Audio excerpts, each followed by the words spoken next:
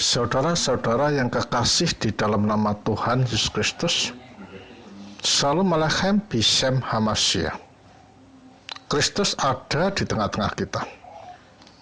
Seperti biasanya setiap pagi sebelum kita menunaikan tugas kita masing-masing, di kantor atau di mana saja itu, hati kita, batin kita, dan pemikiran kita selalu diisi dengan firman Tuhan dan ajaran gerejanya, agar supaya kita mempunyai cakrawala pandang yang luas, iman tak tergoyahkan, dan menjadi orang Kristen yang siap sedia di dalam menjawab pertanyaan-pertanyaan orang yang tidak sepaham dengan kita, agar supaya mereka mendapatkan pencerahan. Karena dengan jawaban yang jelas, lugas, dan akurat, mereka akan mengerti bahwa iman Kristen itu adalah iman yang didasarkan atas wahyu dari atas, yaitu dari Allah itu sendiri. Setelah kita membahas tentang rencana ilahi tentang keselamatan, maka pada saat ini kita move on pada bagian berikutnya, yaitu tentang Sang Tritunggal Maha Kudus itu adalah sumber kehidupan Allah manusia atau theantropik. Di dalam Yohanes 17 ayat 9 dan 11 dikatakan, "Aku berdoa bukan untuk dunia, tetapi untuk mereka yang telah Engkau berikan kepadaku. Sebab mereka adalah milik-Mu yang telah Engkau berikan kepadaku, sehingga mereka boleh menjadi satu sama seperti kita." Allah adalah satu dan satu-satunya sumber dan Sang Pemberi hidup. Allah adalah kehidupan itu sendiri. Dia telah membawa segenap ciptaan ke dalam keberadaan dari ketidakadaan. Dia telah memanggil Adam pada kehidupan melalui napas kehidupan, menjadikan dia makhluk yang hidup. Kejadian 2 ayat 7. Umat manusia berusaha dengan tiada henti-hentinya untuk mencapai kehidupan ini, karena Allah tidak menciptakan kematian. Dia telah menciptakan segala sesuatu sehingga mereka memiliki kehidupan. Karena itu Hawa telah menjadi ibu dari semua yang hidup. Kejadian 3 ayat 20.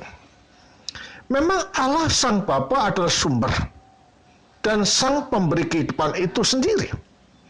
Aku adalah aku.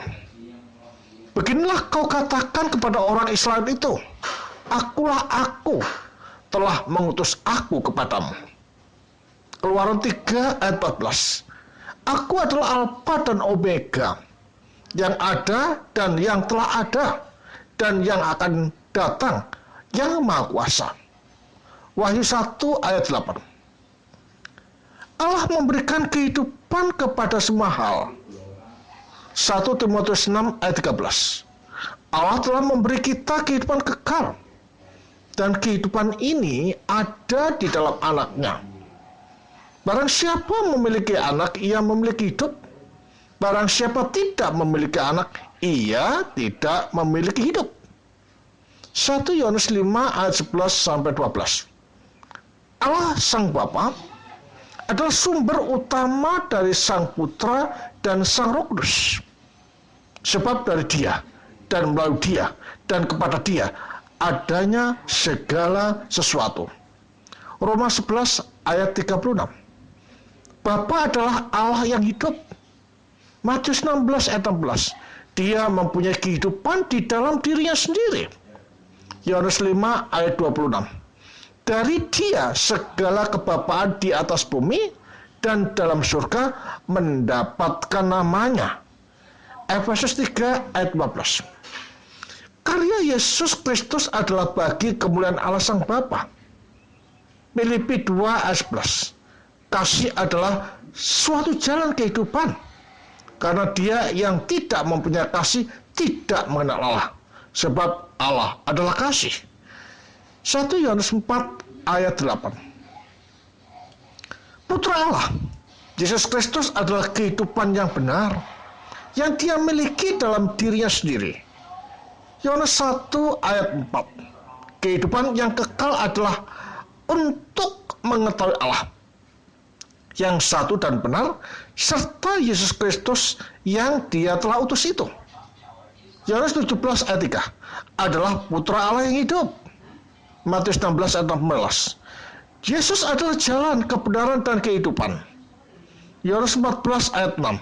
Dia memiliki kata-kata tentang kehidupan kekal. Yohanes 6 ayat 16, ayat 68.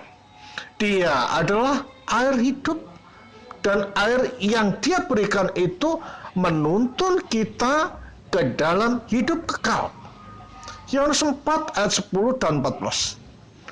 Dengan tangan kita telah memegang firman kehidupan, karena kehidupan telah dinyatakan dan kita telah melihat kehidupan kekal yang telah ada bersama Sang Bapa itu telah dinyatakan kepada kita. 1 Yohanes 1 ayat 2 dan 1. Dia adalah kebangkitan dan kehidupan. Yohanes 11 ayat 25. Roh yang memberi hidup. 1 Korintus 15 ayat 45. Harapan dari semua orang Kristen adalah bahwa Kristus seharusnya hidup di dalam mereka, sebagaimana Dia telah hidup di dalam diri Sang Rasul Paulus. Galatia 2 ayat 19. Dengan Kristus kita sedang berjalan di dalam suatu pembaruan hidup. Roma 6 ayat 4. Kalau kita mati bersama-sama dengan Kristus, kita juga akan hidup bersama-sama dengan Dia. Roma 6 ayat 8. Kita mati dalam dosa, kita hidup di dalam Allah melalui Kristus Tuhan kita. Roma 6 ayat 11. Upah dosa adalah kematian, tetapi karunia Allah adalah hidup kekal melalui Yesus Kristus Tuhan kita. Roma 6:23. Di dalam Dia adalah kata-kata kehidupan. Kisah 5 ayat 20. Kita akan diselamatkan oleh kehidupannya. Roma 5:10. Kuasa ilahi Yesus Kristus telah memberi kita semua hal-hal yang berkaitan dengan kehidupan dan kesalehan. 2 Petrus 1 ayat 3. Karunia-karunia kehidupan kekal ini dengan kasih ilahi, kepenuhan dan kesatuan itu diberikan melalui Yesus Kristus kepada gereja, dan itu nyata sekali dikatakan oleh Jana Suci Lukas dalam Injilnya bahwa aku menentukan hak-hak kerajaan bagi kamu, sama seperti Bapakku menentukannya bagiku. Lukas 22 ayat 29. Melalui Sang Roh Kudus, orang-orang Kristen menerima kehidupan baru. Mereka telah menjadi suatu ciptaan baru dan anak-anak Allah. Yohanes 3 1-13. Kisah Rasul 8 ayat 14 sampai 25. Roma 8 ayat 14 sampai 16. Dengan demikian juga menjadi bait Allah. Efesus 2 ayat 20 sampai 22. Roh Kudus adalah kuasa Allah yang maha tinggi. Lukas 1 ayat 35. Roh Anak dikirim ke dalam hati kita oleh Allah, sehingga menjadikan kita anak-anak Allah yang dapat berseru pada Allah dan mengatakan Allah sebagai Bapa. Galatia 4 ayat 6.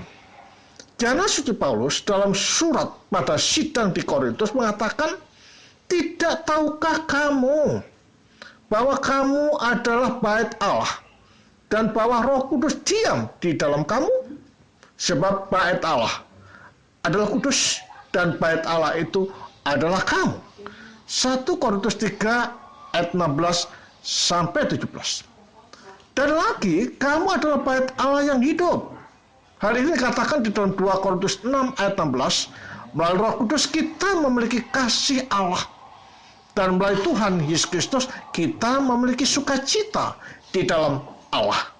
Roma 5 ayat 5 dan 11. Menurut Jana Suci Epipanius, karya Kristus dan Roh Kudus itu adalah satu. Ini nyata sekali dalam pernyataannya yang mengatakan Yesus Kristus diutus oleh Sang Bapa dan Sang Roh Kudus juga diutus. Yesus Kristus berbicara dalam orang-orang kudus dan Roh Kudus pun melakukan hal yang sama. Kristus menyembuhkan, demikian juga halnya dengan Sang Roh Kudus. Kristus mempersembahkan, hal yang sama juga dilakukan oleh Sang Roh Kudus. Sebenarnya anugerah, dharma bakti, karya-karya baik, keselamatan, kemuliaan kekal, dan lain perkataan, dalam lain perkataan, bahwa segenap manifestasi kehidupan ilahi itu ditujukan pada Kristus dan juga pada Sang Roh Kudus. Allah Sang Bapa adalah sumber dari asal-usul kehidupan. Anak Allah itu dapat diartikan sebagai esensi kehidupan. Di dalam Dia telah dinyatakan arti yang sesungguhnya tentang kehidupan ilahi. Sang Roh Kudus adalah kuasa kehidupan atau nafas kehidupan. Inkarnasi Sang Firman Allah itu adalah pewahyuan dari kasih Allah yang sedang memasuki dunia. Inkarnasi adalah sumber dan pondasi dari kehidupan ilahi ke dalam gereja, dengan maksud dan tujuan untuk memberikan kehidupan kekal sebanyak Engkau telah memberikan kepadaku. Inilah kehidupan kekal, bahwa mereka boleh mengenalmu. Yohanes 17 ayat 2-3, 1 Yohanes 5 ayat 13. Di sini Rasul Yohanes juga mengatakan bahwa dia yang memiliki anak memiliki hidup, dan dia yang tidak memiliki anak tidak memiliki hidup. 1 Yohanes 5 ayat 12. Karena anak ke dalam dunia dan kita mempunyai hidup melalui dia. 1 Yohanes 4 ayat 9.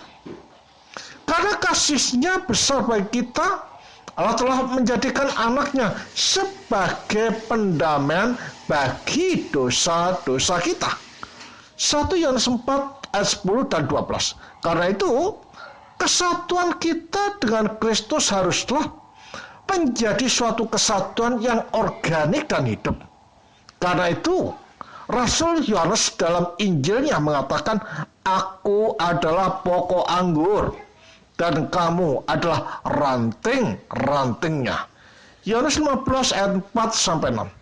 Dan dia berjanji bahwa dia akan ada bersama-sama dengan gerejanya sampai pada kesudahan dunia. Matius 28 ayat 20.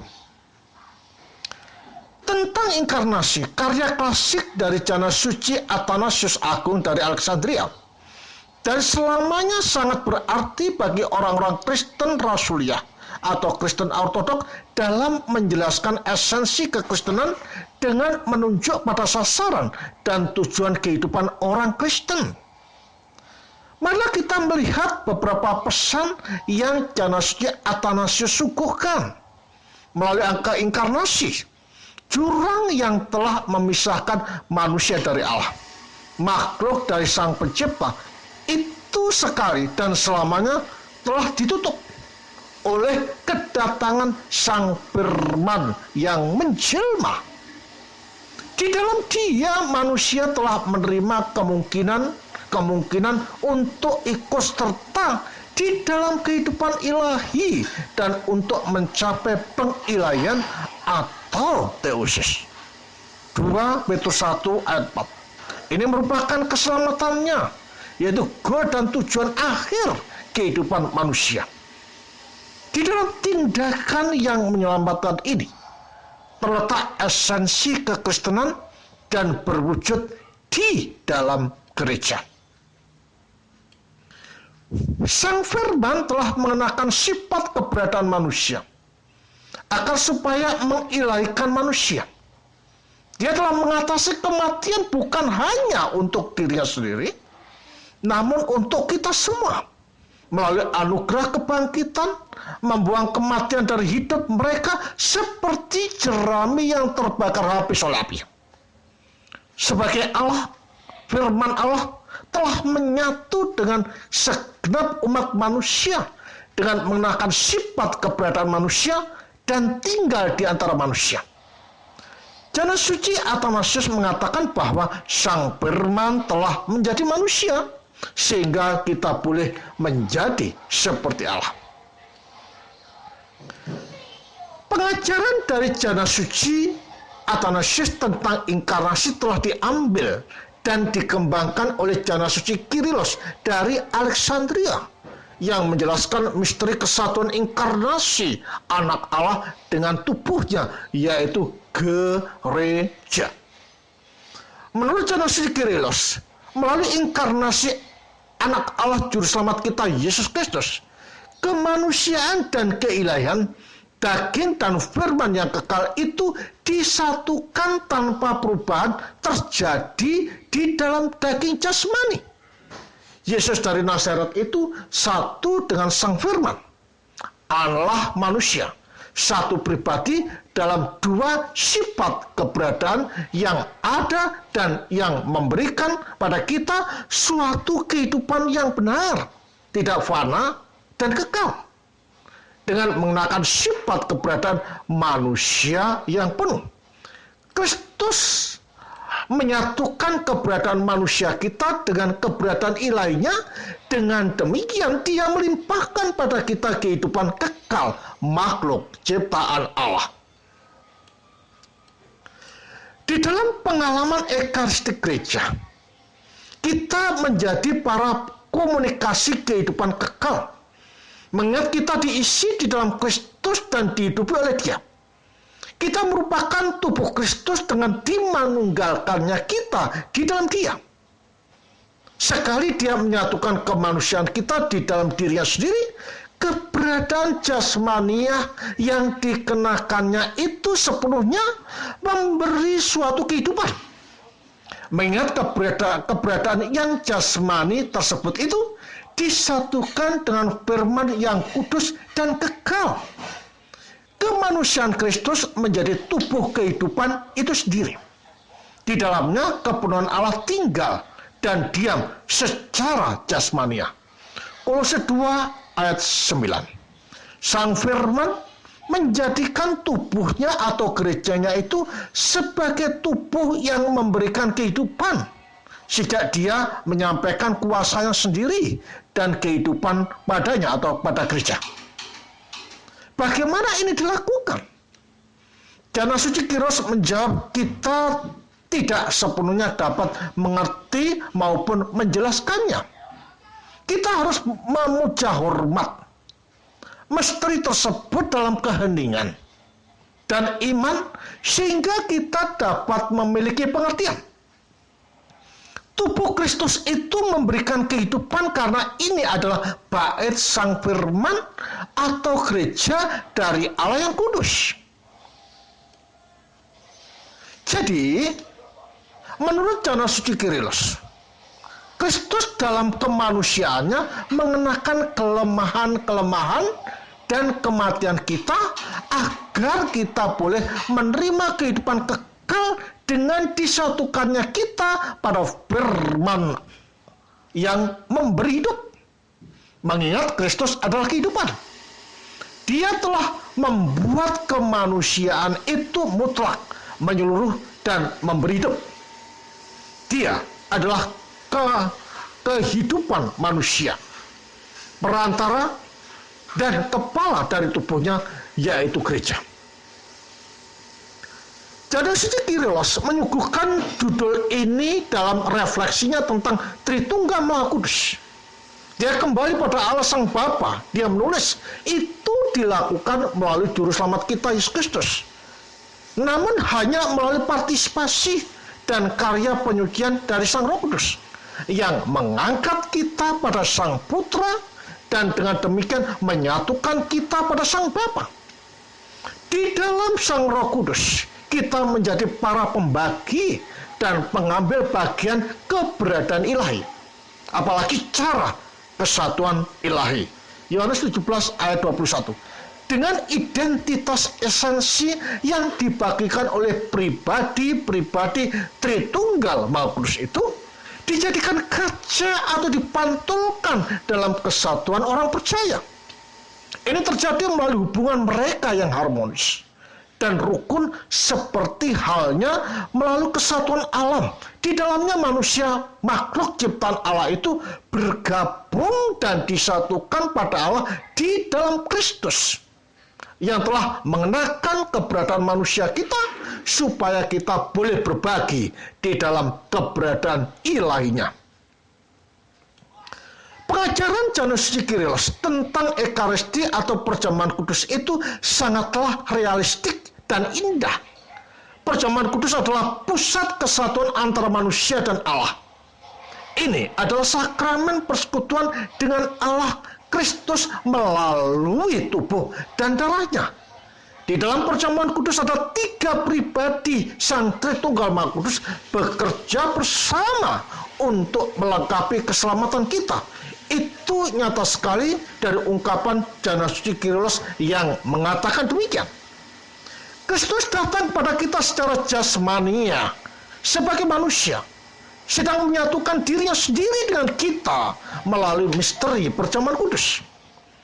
Tetapi sebagai Allah, dia datang secara rohani dengan kuasa dan kasih Roh Kudus yang masuk ke dalam kita untuk menginfus, masukkan suatu kehidupan baru ke dalam kita, dan untuk menjadikan kita para pengambil bagian keberadaannya sendiri. Jadi kita melihat bahwa ikatan kemanunggalan kita dengan Allah Sang Bapa adalah Kristus dalam Roh Kudus. Kita disempurnakan di dalam kemanunggalan dengan Allah Sang Bapa melalui perantara kita, Yesus Kristus, di dalam Sang Roh Kudus. Sebab ketika kita menerima ke dalam kita secara jasmania dan rohani Sang Putra sejati yang secara esensial dimanunggalkan dengan Sang Bapa, kita mempunyai kemuliaan partisipasi dan komunikasi dengan sifat keberadaan ilahi. Di dalam perjamuan kudus, gereja memberitakan kematian anak tunggal